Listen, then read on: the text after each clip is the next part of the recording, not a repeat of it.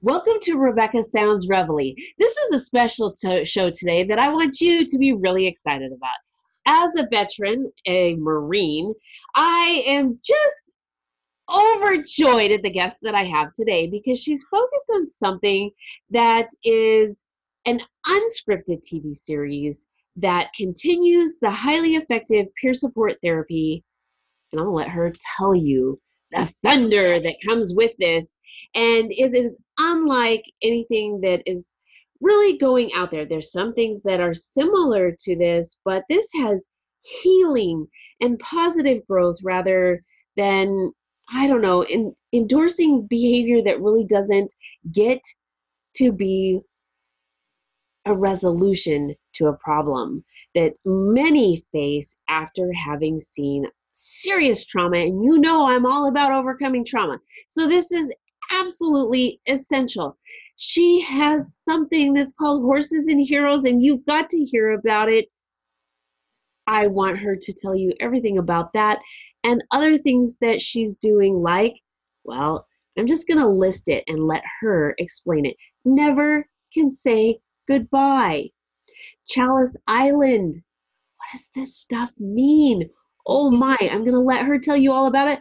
Welcome to the show, and I want you to just clap wherever you're at and cheer her on because she's supporting the veterans of the United States military who have served, and this is going out to all those who are serving. Thank you, and thank you for those who have served. Welcome to the show, Theresa Chaze. Welcome. Hi, Rebecca. Thank you for hosting me. I am so excited to have you. You are welcome, and you are welcome for everything that you're doing. Thank you, thank you, thank you. It's as a writer, producer, that is how I serve. I support the military. I support our veterans. But frankly, the only thing I'm capable of shooting off is my mouth. But I'm very good at it. I love it. I love it. There's so much about you that I want to share with the world because your innate nature with everything that you are doing is absolutely incredible. Writing, directing, producing. You have this TV series, Horses and Heroes, that is unscripted, and you are just making this. You have to share. Okay. Well, Horses and Heroes will be telling veteran stories as they work together to find new coping skills for their physical and emotional challenges. And the emphasis will be on the veterans because they are people. They are not disposable parts of the war machine, and they're definitely not political footballs. So Horses and Heroes will be using equine therapy with peer support therapy. And by combining the two and giving veterans a chance to tell the world about themselves, to share their stories, because that's where the emphasis is. You know, the horses are great, they're cute, they're wonderful, but the veterans need permission to seek help. So many don't because they think the ramifications will hurt their careers or, you know, make them feel like they're not big tough guys. Even Marines need help. Okay. Can I just jump in, Theresa? Sure. Because I have to say you're nailing it right on the money. And when I went to the VA myself, I was told the one group of the United States military that is the most reluctant, that they have the most difficult time getting to draw out the need that they have and accept the assistance are Marines. Correct. Well, you know, once a Marine, always a Marine. You know, you've got this reputation of being tough guys, and tough guys, you know, just suck it up and never, you know, you're not supposed to show it because tough guys, tough guys don't cry, and tough guys don't run, their colors don't run. But sometimes you just have to be given permission to say it's okay to feel mad, sad, and, seek help. You know, those who serve live a life that most people can't imagine. They leave everything they have known behind and go into situations where they see the most horrific things. And most people don't, sign up to go kill somebody. They sign up to help, to protect, and to make situations better. How can I put this? There aren't too many psychotics who are accepted in. If Yes. if you go into recruiting and say I want to kill as many as I can, they're gonna boot your ass out the door. Yes. But most people who choose the life of service do so because they do want to serve, they do want to help, they do want to protect.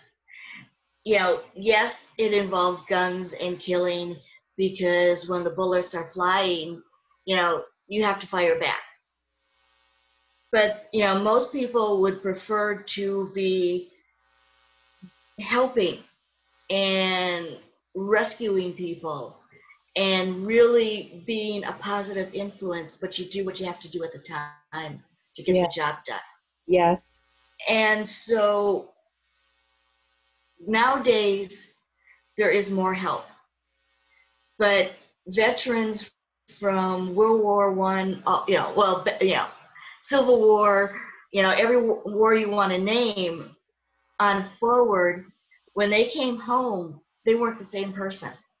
And their families are expecting, they feel like they're the same and that they haven't changed. And they expect their family member to be the same person. Yes. There's no way a person can really come back and be the same. You Uh, you're hitting on something that is right on point. And any type of trauma that someone faces changes something in the brain. And mm-hmm. it is a trauma no different than stubbing your toe, breaking your leg. It's Correct. something different in the brain that is a trauma. And oftentimes we don't want to really look at it that way and say, okay, well, that needs healing just like a broken leg needs healing. Exactly. And this is, Theresa, and it is the same for police officers that are seeing things on a daily basis too. And they're bringing this back and not doing it exactly the same that you're talking about. And I really want to stress how important what you're saying is and what you're doing to provide support for people that are having something that is bruised or needs a little bit of kind of a cast or mending or Right. healing within the brain. It is okay to do this, and there is support with what you're doing. That's one of the things that the show will do. It's not just the eight cast members. Once it airs and goes through the screens, all the millions of veterans out there will be given permission to seek help because you've got these 8 veterans who are having the courage to tell their stories. And so if they can, well, so can I. Yes. Several years ago, I was in Borders before it closed, and I started talking to the veteran. I saw his World War II hat, and I thanked him for his service and welcomed him home. And we chatted for a while, and he was his late 80s, early 90s, and he survived the Battle of the Bulge. Oh my goodness. And he talked about his nearly freezing to death and being there when his buddy died and his, crawling across the floor to be there with him. And the only thing his buddy wanted, he didn't, there was some that were so badly hurt, and the medical supplies were in such need that some they just made comfortable. And him and his buddy were in the group they were just made comfortable. But his buddy wanted to see the picture of his family, and that's what he wanted to die looking at. So his buddy, crawled across the floor and got the picture out of his pocket, and that's who was there when his buddy died. And he went on to continue to fight, but his family didn't want to hear it. They didn't want to know. So the older veterans right now are almost at more risk than the ones from the current conflict, because they, when they came home, they got 3 hot cots and out the door. And even though there were more veterans and more veterans organizations, like the VFW and the American Legion, it was a social club, but it was not for healing. It was, and they do amazing work. I would love to partner with them, with Horses and Heroes, because I think we can help each other out a lot. But it was not the same as getting help. And so older veterans, especially those from Nam, when they came back, they got spit on. They had absolutely no respect. At least those from Korea and from World War II, they received their parades and their laurels. But they're of an age where they're starting to look back and really reevaluating their lives. And all those feelings and emotions and experiences that they locked away are now coming out.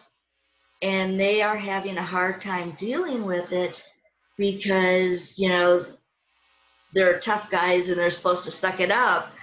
But they think that, just because it happened so long ago, that, it's impossible to heal or it shouldn't matter.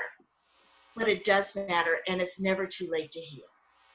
Yes, and it affects so many other areas of your body too. Oh, yes. Oftentimes we don't understand why certain things are happening, why I'm getting sick all the time, why do I feel this? And it is because of something that's going on in our brain that's saying, hey, recognize that I need to be treated for, I need medicine. I need, I need to do this. And I think what you're saying is really good and important and valuable. One of the questions I have, though, Theresa, you mentioned the family. The family's not wanting to get involved. I'm wondering if maybe some of them don't know how to respond to this. Maybe they're thinking, well, I don't want to, the person may not want to talk about it, so I don't want to ask any questions. Right. Or, what do I do? And so maybe they're feeling awkward. What would you say would be a good way for a family member to get to do this? Because I know that there are people that have said, if you know this person had PTSD, do not ask them any questions. They don't want to talk about it. And I can tell you firsthand from incidents that I've seen on the streets from being an officer, one of the best things that I have been able to do is talk about incidents. Well, it's like I'm not a therapist or a psychologist. I haven't even played one on TV.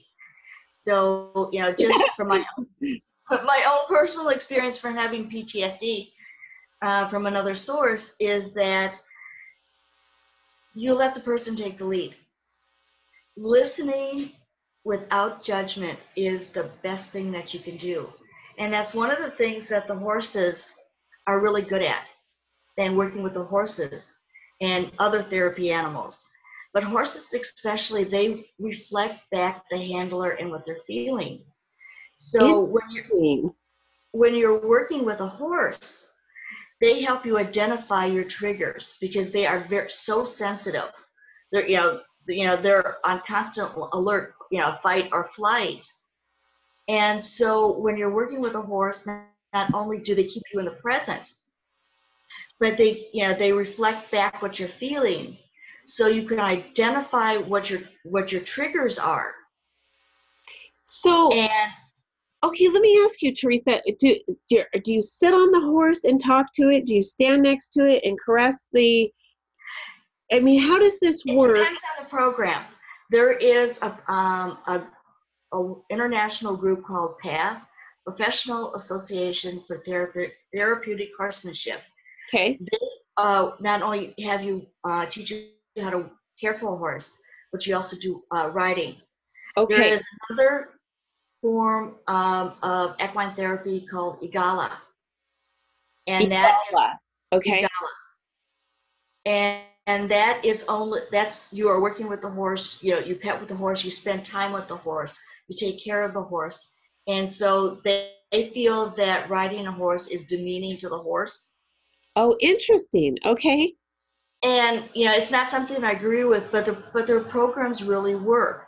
But if you can't sit a horse for whatever reason, maybe Igala would be better for you, because you do get the interaction Okay. without physical risk. Okay, so like if you have a back injury or a hip injury or you can't Right. ride the horse for some reason, this would be an alternative because you're getting a lot of benefit with this particular Correct. program. Okay, that makes a lot of sense because some people will be like, "Well, I can't do that program." And I know I can hear it. I can't do that. They're going to make me do this. I can't do that. I get There I was there was a local PATH center in the area, and she started the program because her daughter was in a car accident, and they never expected her to live. And then when she did, it's like, well, she won't have any cognitive function. And every time they set a bar that they thought she couldn't go over, she did. Working with the horses brought her out, and she still has some emotional and physical issues, but she's back on her feet, and she is going to college, which they thought you she's know thriving now. correct. Yes, And this is amazing. So, if somebody wants to get involved in the program, Theresa, do they contact you? What do they do? well, Horses and Heroes, I am, right now we're at the paper tiger stage. I'm still looking for resources. But if they want to find more about the program, they can give me a call at 231-943-3298. I'm also on LinkedIn. I'm also on Facebook. Perfect. So if you look, for Theresa Chaze, or on Facebook, if you look for Horses and Heroes, the episodic TV series, Excellent. yeah, And you can so, contact me through there. I also want to talk to you about some other work that you're doing. Okay. Yes, I do not, before I let you off to be uh, doing any type of stallion work or uh, Okay. I can't let you go without talking about never see here it is. Never can say goodbye. Yes. Can't say goodbye Um, yet. So I let's talk write. about this storyline and what you have going here. I write and produce projects that are based on age, gender, and ethnic diversity. And Horses and Heroes, I originally wrote before I left the industry in the mid '90s. And even without the benefit of the internet, I found Katharine Hepburn because I wrote the role of Amanda for her. Oh, And wow. so I sent her the script, and I got this nice note back saying, "Thank you very much. Good work, but I'm retired." And so I wrote back and basically, "Please, please, please, please." And she sent me a nice note back. "Thank you very much, but I'm retired." If I had known then what I know now, there are always various levels of retirement, and Yes. I would have pushed it. But Never Can Say Goodbye is a traditional ghost story with a reincarnation twist. Okay. And it tells about Sarah Jane and Randolph. They get married in spite of her father's objections, and she dies in childbirth. Oh, And because this happens in the 1950s, since their baby cannot handle formula, he is forced to marry Audrey in order to, as a wet nurse. And Audrey makes a sad mistake of falling in love with Randolph. And oh my goodness. so she has a very interesting path. She's not willing to give up on being a Bellows and all the wealth and the power that goes with it. And she ends up killing their child later on. And so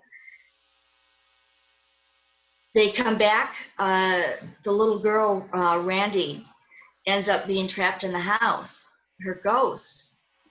And the only way she can be freed is if her parents, when they come back, remember what happened and learn how to forgive. And if they forgive, she's going to be freed to also reincarnate because her new mommy is waiting for her. And her mommy, since she has, if a body gets ready and the soul's not there, the body will die. So her new mommy is getting, ready to give up on having her when the fates and other people bring them back together again. If they forgive and remember the love, Randy gets freed. If they decide to go for the revenge they were denied in the past, if her grounding item is destroyed, which the fire would take care of that, and it's something that Audrey been, coming back, Audrey's been trying to do, then her soul gets lost in the void. Oh So, my goodness. it's, it's about love, it's about forgiveness, it's about second chances, and it's about overall romance. I love this. And so, okay, so if somebody wants to find out more about this, how do they get a hold of it? Well, it's on Facebook as Never Can Say Goodbye. Again, they can contact me. And I've got an amazing cast. I've got Bill Hayes, I've got Dee Wallace, I've got Conrad Goody, I've got Oh my goodness. This is amazing so far. Keep going, keep going. yes, I've got Nikki Cipriano, I've got Sean Harmon, I've got let me check my list. I don't want to forget anybody. Kimberly Estrada and Julie Chapin and Lynn Lowry and Natalie Shea and some others. Oh, Lillian Lamore and I've got a well-rounded cast. yes, you do. This is amazing. So I am, again, we're, the big thing of looking for resources. You Okay, mentioned go Chalice ahead. Island. It Yeah, real really quickly. now What? let's take the cast and go off to Chalice Island and talk about what Okay. with that. Okay. Chalice Island started as a New Dark Shadows movie. When I had my radio show, I hosted David Selby, and he told me that the Warner's contract for the rights was coming up, and the original cast wanted to do something more in line with the original TV series. So offhandedly, he suggested I do it. Well, I wrote a script, but I wasn't able to get the rights. I evidently Warner has paid the money, and they've got an open-ended lease on the rights. Oh boy. So I Open-ended? yeah, Wait, they must have. I have not heard of this before. That's what I was told, that they've got the rights for so long that it's open-ended. That is I'm sure there's insane I'm to me. sure there's an end date, but you know It's so far, yeah, right? It's so far right, that like it's yeah, I get it. yeah. Wow. So I edited out the dark shadows and created Chalice Island.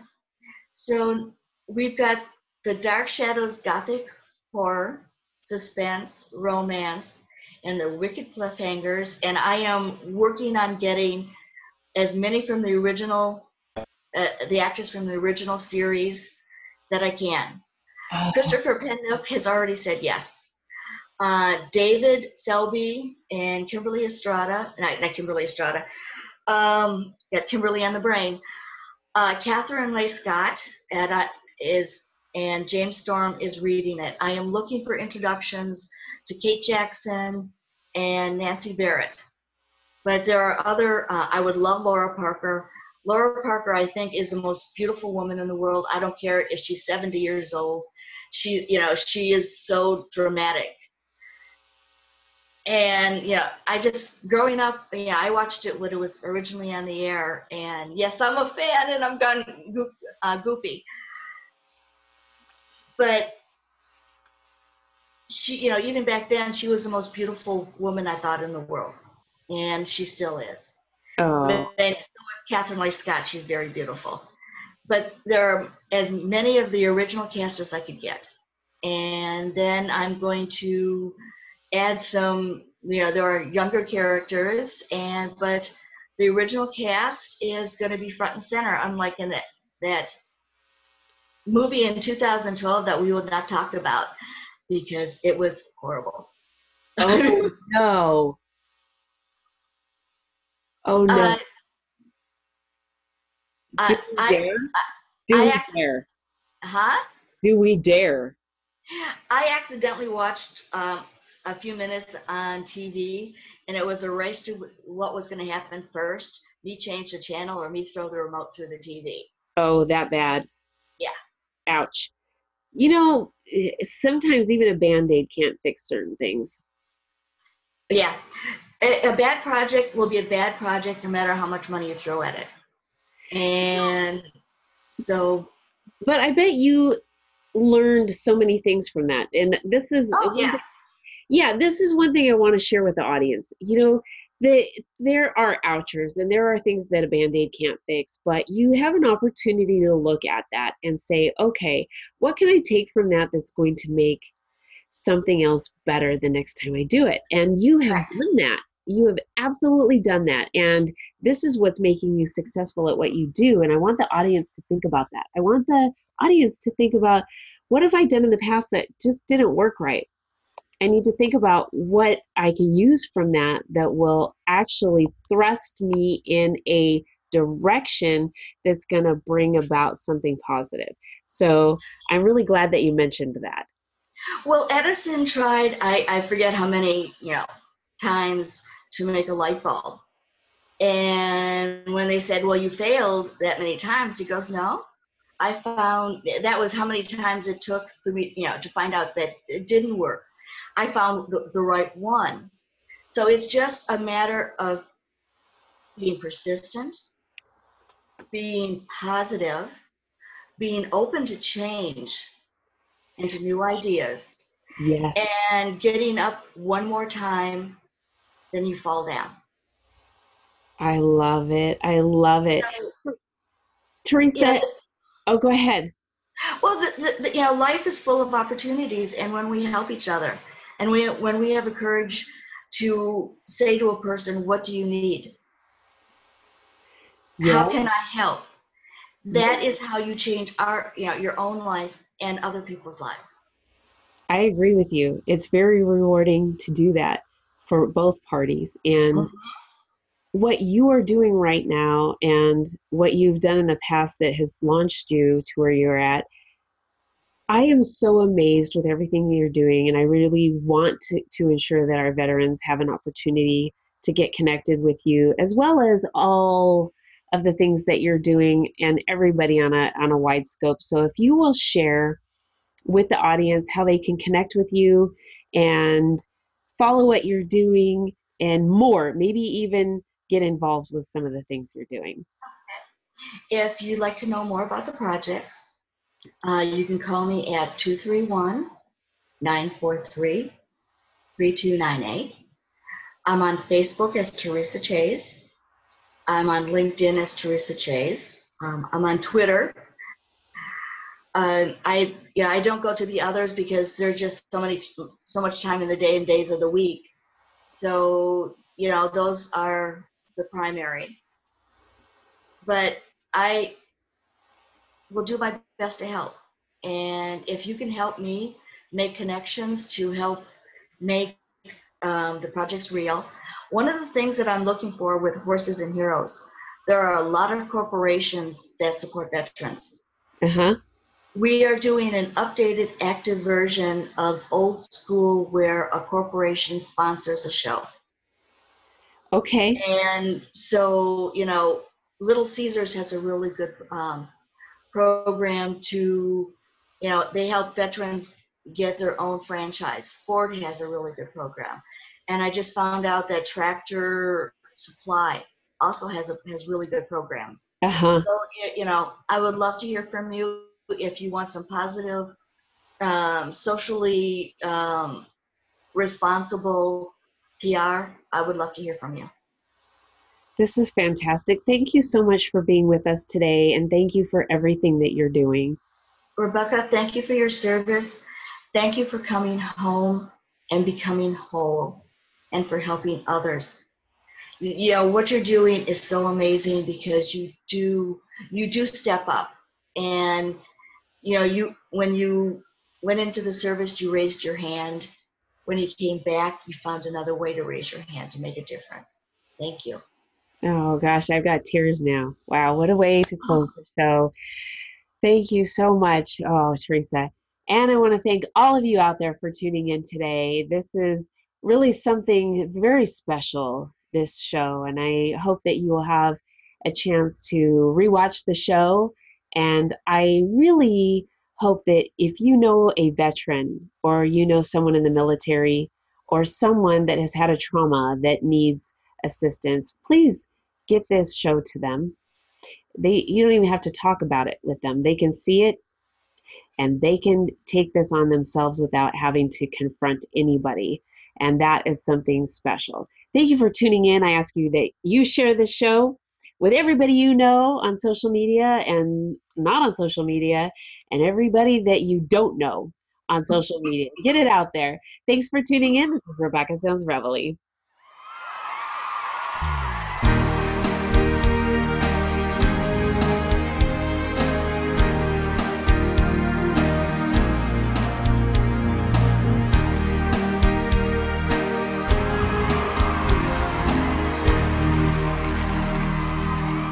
Welcome to Rebecca Sounds Reveille. What a show today. I gotta tell you, this is really exciting because the guest I have has been on the show before. And what a guest he is, because he is so knowledgeable with finances. And I want to talk about some things that may be of concern for you, and so does he. There's things that may make you lose sleep, and I gotta tell you, when it comes to finances, it seems to be that we focus on that more than almost anything, and it affects us in so many ways. The ripple effect is absolutely unbelievable. The guest I have today has been on the show several times, and I really love having him because he's got over 25 years experience in addressing financial concerns of retirees and even business owners. He has very strong communication skills. He's very personable. And what he likes to do is really focus on the client's needs and concerns. This is really important because if your concern is something that falls outside of what seems to be sort of like what everybody else has, well, we need to address that. And Brad wants to do that for you. Brad Williams is the guest today. He's the president of Brad Williams Financial. I've got to tell you, the biggest thing he looks at is safeguarding. And safeguarding, with words and actions and unquestioned integrity is what he does. And this, as you know, with the background that I have, is absolutely essential with integrity, from being a United States Marine and also prior law enforcement. This is absolutely essential in my book. So I'm going to bring him now on the show. Welcome back, Brad Williams. Good afternoon. I'm so excited to have you here and back on the show. And I know that there is so much going on with people being concerned and losing sleep over it. What's going on right now? Well, it's just a lot of money stress. A lot of people lose sleep over their money, and I don't know if that's something new, but maybe with this fast-paced society and being always connected digitally, it becomes more apparent for a lot of people. So, uh, the connected society brings a lot of benefits, but it also means that you can't hardly turn anything off. Clients can email you in the middle of the night, and just a lot of things going on. But people, there's been many articles written recently about people losing sleep over their money, and that comes from several directions and for several reasons. That's not really a good thing. It's really not healthy to be digital all the time and having no off button, and actually kind of being ding of something else that needs your pocketbook coming from your pocketbook. And I'm going to give you a perfect example because it happened to me earlier today. And I was using a program that allows you to use a free version. And if you want to upgrade, it's going to kind of hit you in your face and say, if you want to continue further, boom, you've got to pay this amount. So what was really interesting, Brad, is that I thought, okay, well, maybe I need to do that. So I clicked on the upgrade button, and then I realized I don't think that I can do that amount. So there was stress there because I was debating the value of what I was doing with what I could spend. And that's a good thing. Too many people today don't do that. So that they have this get it now attitude and just put it on the card and not worry about how much it's going to cost. And everything should be all about return on investment. And that might even be just return on investment for your relaxation, that you're going to spend money or take some time off to recharge. And that's good. That's what you should do. But it's also about things like college. And college is one of those big expenses that people stress over. But what I'd suggest is that today we have the wrong focus on college. I know when I went through college, I pretty much paid as I went. And I didn't take out student loans, but college wasn't that expensive because there weren't that many student loans. But because student loans, the government got involved and they just increased student loans when the tuition gets increased. It's like this big game that's played between the colleges and the government. And we are the ones in the middle. And so what happens is you get all these kids and parents that are stressing over college and the expenses of college, and the kid gets out of college, he's got $50,000 student loan, and he's got a degree that's not marketable, but yet he's got to pay that student loan back, and it's not dischargeable in bankruptcy, when what should have happened in the beginning is they should have sat down and said, okay, this is what we're looking to spend.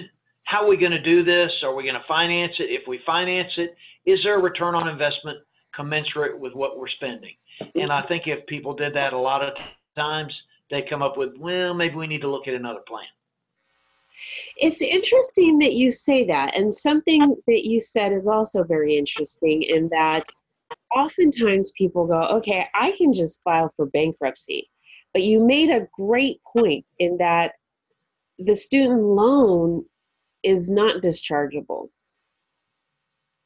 And yeah, you're stuck with it.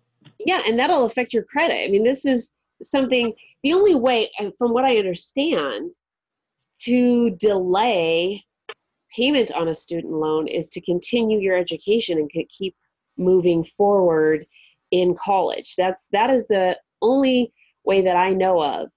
And oftentimes we don't do that because we have to now go into the employment field and look for work so that we can survive and can't stay in school. So yeah, and you're exactly right. My oldest daughter graduated from Auburn several years ago, and I got her through there without any student loans. And so she started her life without that weight on her shoulders. But she went in there and worked, and I kept telling her, this ride is going to last as long as you realize what it's worth. And you make good grades, you stay there. You don't make good grades, you can come home. And so she understood, and she did great. She got a degree in mathematics and had great grades and has a great job now. But the fact is, so many parents need to sit down with their kids and figure out, A, are they ready for school? B, what kind of degree they want? And C, how much they're willing to pay for that and how. And so often I know with stories I heard back from my daughter, is these kids would max out their student loans and spend a lot of that money just partying and having a good old time because they knew they didn't have to pay the piper until they got out of college. So they ended up with a lot more student loan than they needed, and they may have ended up with a degree that really wasn't marketable. That's a good point, because it's very interesting that you have pointed that out. And I want to share something, two things. One, with that, some people don't know what they want to do. So they apply for a liberal arts. It's just something very general, and they think that will be beneficial to them. And in some ways it is. Honing in on a specific degree offers a lot of benefits as well. One thing many people don't know is that you can petition for additional degrees if you qualify for them. And so I did that. And I ended up with several other degrees. And how I came to know this was really interesting. I started looking in the book when I was getting ready to graduate from a college, and I said, I qualify for that degree. Now I wonder if I have to retake all of these classes to get that degree as well. And so I asked someone, hey, do I have to take all these classes? And they said, no, you just qualify for the degree. And I went, oh, okay. And so I did. And I thought, this really helps me in the sense, people say really specialize in one thing, be good at one thing. And that's great. But when you're out job hunting, sometimes you need a little extra something. So for me to only have a degree in law enforcement, well, that really narrows the scope. And since I'm retired now in law enforcement, what am I going to do? So it's great to know that I also have a degree in business, because that really broadens the opportunities for me if I wanted to, or if I was physically able to go back into the workforce and look for work, that way. Yeah. So and that's a great idea. Something to think about. But finances are important because, like you said, when it comes to the student loans, these are not dischargeable. And education is really important, and parents and the parental involvement is so crucial. So, and this is something people do lose sleep over, and I think that there's more to that. Correct me if I'm wrong, Brad, but I'm seeing people do some very severe things because of the pressure of finances. Yeah, they are. Finances put a lot of pressure on you in many different ways, your family, your marriage, your health. So having a solid plan, knowing where you're going, where you've been, like anything, it's having a written plan of some sort or another is a solution to let you know whether you're on course. Nobody ever sets out to take a trip and just gets in the car and drives. It used to be, you got a map out, you figured out where you were going, you laid out your route, you knew about when you were going to be at certain milestones, and that let you know you were on course, and boom, then all of a sudden you got there. But if you handle your life like just climbing in the car and just heading for vacation, hoping vacation finds you, well, that's why people are stressing out, because they don't have a plan. Mm-hmm. That's a really good point. My phrase has always been, if you fail to plan, I know what you're saying. if you fail to plan, plan to fail. So, That's exactly right. there's just, you have got to make the steps, even small steps, to get where you're going. And if you don't think about these little baby steps of things that you're doing, you're not going to get there. So when it comes to finances, one of the things that's really hard for people to do is talk about their personal life and what's going on within their banking. People get very embarrassed about their money, especially if there's mismanagement there. And so Right.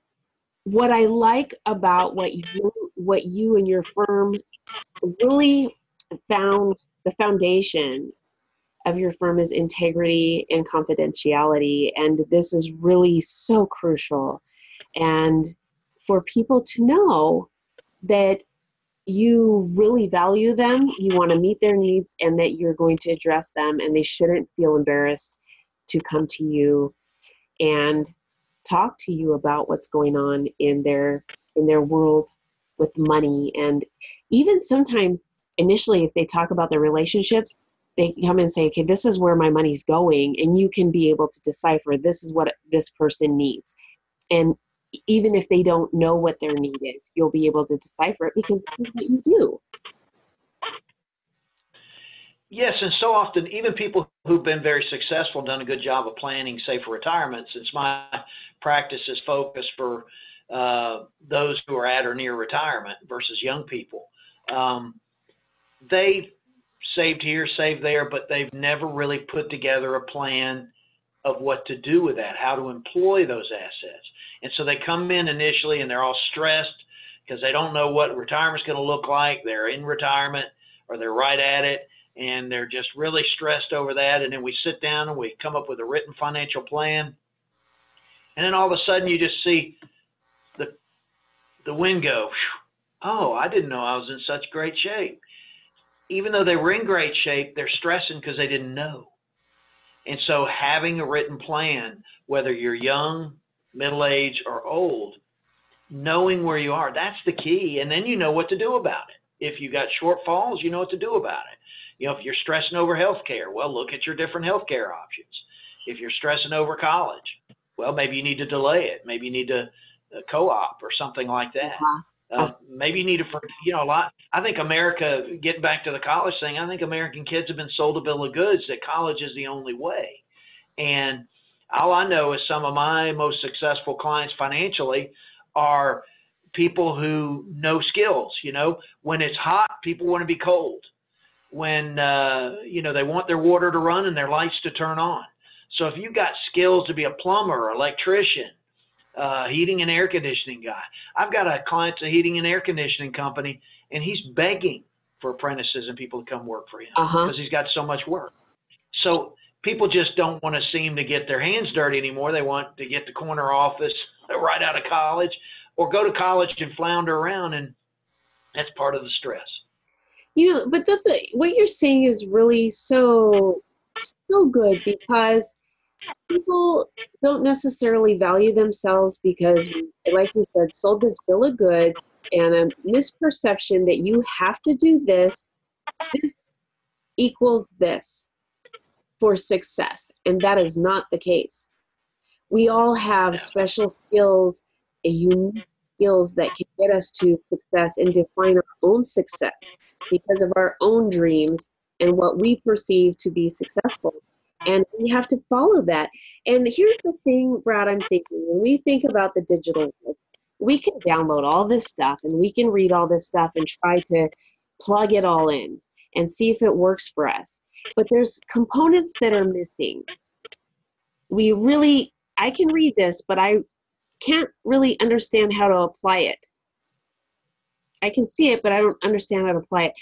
The part of person to person and being able to bridge all of these things and the auditory understanding really solidifies how the road is going to take me, and I can see kind of an end result versus just on digital. I really think that's lacking, and that's what you're there for.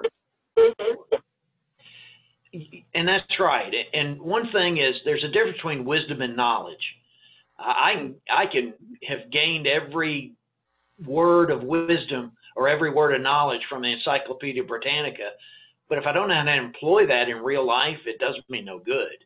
It's everybody remembers somebody in their life who was probably the smartest guy in class and the smartest guy in the room, and then at the 30th reunion, the guy's a janitor. Now I don't mean to put janitors down. All work is valuable. Don't get me wrong, but they're thinking he's going to be, something special. Well, he accumulated knowledge, but he had no wisdom, and he didn't have any practical application to it. So it's about, and that dovetails in with what you're saying about the internet. You can study everything and get everything you, could possibly dream of from the internet. But what are you going to do with it? That's like what good speakers, I go to seminars all the time to enhance my skills and knowledge. And my focus is always, whatever I get out of this workshop, I at least want to bring 2 or 3 things back to the office and employ them immediately. Now, the rest may come in time or they may not, but I am going to take something from this workshop and start using it right away. Yes. And that's what knowledge should be, is, okay, what am I going to do with this knowledge now that I have it? This is really important, because one of the things that, like you've said, wisdom, practical application, and the question of what am I going to do with this? The example that comes to my mind is that there is a specific tax software that if you upgrade to a certain package that they have, then after you send your federal and state taxes off, you get a download for a year to use Intuit software for your finances. Complicated. So complicated. If you don't know how to do this, that is a great benefit to have, but if you can't use it and you don't understand it, and you can't really, you can see, and even if you plug your figures in there and you're still going, I don't know what I'm going to do with this. It's great. Right. What am I going to do with it, though? I don't know what to do with this. I've got numbers in there. But that's no different than me looking at my bank account, because I know what's in there and I know what's going out. So what do I do with it? How do I fix this? How do I resolve this? How do I move forward? How do I get happier and healthier with my finances so I don't lose sleep and have to worry and have anxiety? Well, probably one of the best things is sit down and write out a general life plan. If you're young, what would you hope to accomplish? At the end of your life, write yourself a narrative, what you would like people to say about you. What did you do? What did you accomplish in your life? And then sit down and figure out, okay, over the next 5 years, I want a new car. I want to buy a house. I want to go to Europe. I want to, have 100,000 in the bank, or, some goal that you've got, and then say, okay, how do I do that? So if my 5-year goal is to save $100,000, then not counting interest, that means I need to save $20,000 a year. Is that practical? So that's the first thing. And I look at my paycheck, and, if I'm only making $40,000 a year, probably not a practical goal unless I get another job. So then I need to modify my goal. But I need to have a goal to get to. And so writing that down, that helps, because it puts it in writing. But it's more than just putting it in writing. It is then saying, how do I get there? If I want to drive to Gulf Shores for a vacation, that's a great goal. All right, what roads am I going to need to go? What towns am I going to go through along the way? How much time is it going to take me to get to Montgomery? How much time, I live in Alabama, by the way, how much time is it going to take me to get to Mobile? And so I know if the 6th hour I'm supposed to be in Mobile and I'm still in Montgomery, I got a problem. What's my problem? I'm driving too slow. I'm carrying too much in the car. Whatever that problem is, because life is like a journey. And if you treat it like a journey and you plan it out like a journey, then you'll get to your destination a lot easier. And the thing is, I think too many people just wing it. They get a job, they show up. I can't tell you how many times I've called on companies and I was doing their retirement plan, and you talk to some of these employees and they say, well, you know, I really don't have enough to put in the 401k. And you watch them get in a truck that probably has a $500 a month car payment. All right, well, I mean, it's okay to have a big truck, but is that a good long-term investment? And maybe you should get something smaller or cheaper and put some money aside for the future. You know, these are decisions that are made every day. Yeah. And that's what's stressing people out, is the daily decisions, because they don't know where to go. They're out of money at the end of the week. All right, and they don't know why. Well, maybe it's because you went to Starbucks twice every day during work and you spent like $12 on coffee. Yes. You went out to lunch for $15 every day. And then at night, you went out and did something at night. So the next thing you know, you made $500 that week and you spent $3. And then you're scratching your head at the end of the month wondering why you don't have any money. All you got to do is follow your tracks. That's a really good point, because we often, those things just escape us. They go, we don't think about it. Sometimes the physical enjoyment is more than what we think about in terms of our finances. And we go to Starbucks. And these things have made it so easy for us to do. I just load it up on the app, go to the drive-thru, it's already ready for me, and off I go. I mean, this is that's right. You don't even have to hand over cash anymore. You just wave the card, you know? Yeah. That's right. I mean, you pre-order it and it's ready for you. There is no wait time anymore. And it's funny that you say this, because I used to be a 2-a-day Starbucks person myself. I don't do that anymore because now I'm caffeine sensitive, but kind of weird. Go there, have too much caffeine, and then become caffeine sensitive. So I want to throw that out there, people. You need to be aware of how much caffeine intake you have, because it really can be detrimental to you. But but these things, that affected my finances. I mean, I was fine at the time, but I could have, if I didn't spend that money, I could have had it saved, because later on, I ended up becoming retired and I could have had a little bit of extra cash in my bank account, which is important for your retirement years because you're on a fixed income at that time. So it's pretty interesting what happens when you are doing things and slowly money kind of just trickles out of your account. It's very interesting. So, so the money just trickles out, and it's just amazing what happens when we don't really plan, and we could use that money later on down the road when unexpected expenses comes up. So it's really, really amazing that you mentioned that, Brad. Well, and there's like what you were saying about software, there are so many tools that you can do planning with, but then people they get them out of the box, they plug them in, they download them, and they find out how complicated they are, and they go, I'll do that tomorrow. And tomorrow turns into next week turns into 6 months from now. Yes. And they still hadn't done anything.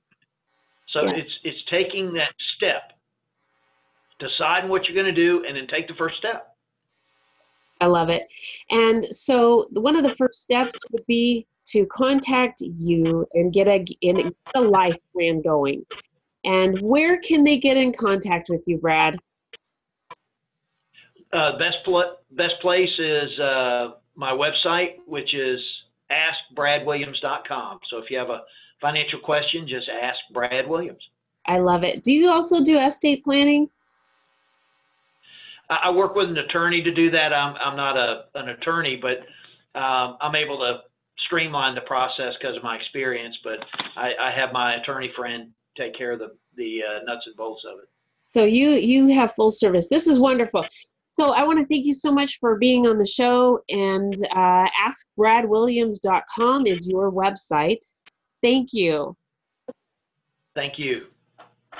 And I thank all of you for tuning in to another episode of Rebecca Sounds Reveille. This show has been very informative. We've covered a lot of things that I think you can use in your life to think about, to begin to change and make a direction that allows you to sleep better, have less anxiety, and to move your life in a direction that really brings success to you in the way that you see success. And also, this is something that you can share with friends and family. So I ask that you take an opportunity here to not only share it with your friends, family, colleagues, those you know and those you don't, all over social media, but also take the time to watch and listen to the show again, because there is so much good content in here. Thanks for tuning in. I look forward to bringing you another fantastic guest here on Rebecca Sounds Reveille.